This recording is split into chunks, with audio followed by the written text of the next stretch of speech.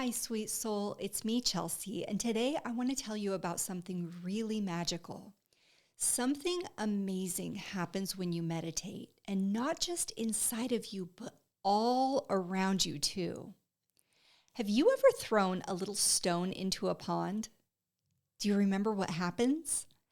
The stone makes ripples in the water, soft little waves that move out further and further all the way across the water. That's kind of what your peace does. When you take a deep breath and close your eyes and go completely still, you create a ripple of calm, of kindness, of love. And these ripples reach all of the people around you. Even if you don't see it right away, they can feel it. Sometimes it might seem like nothing's changing, and that's okay. Magic doesn't always shout. Sometimes it's a little whisper. But if you stay curious and open to your heart, you'll begin to notice changes. Maybe your little brother doesn't yell so much. Maybe your mom smiles a little more. Maybe you feel braver when something used to scare you. Or maybe you just notice that your room feels softer and somehow like the air is full of calmness. These are signs that your meditation is working in your body and in your mind, but also in your home.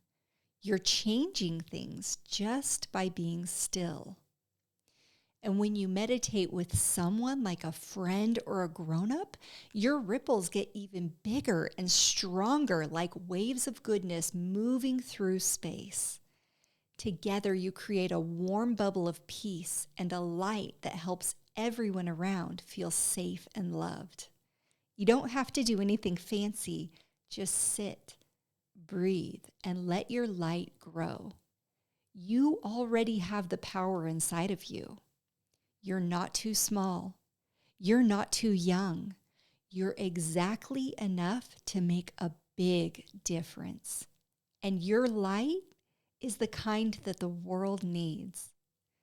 And grown-ups, for you and your kids to be a part of a growing and special community, visit meditation.app where you can access even more content, free downloads, and participate in fun, uplifting activities. We even have our own special tea coming soon, so stay tuned, subscribe, and I'll see you next time.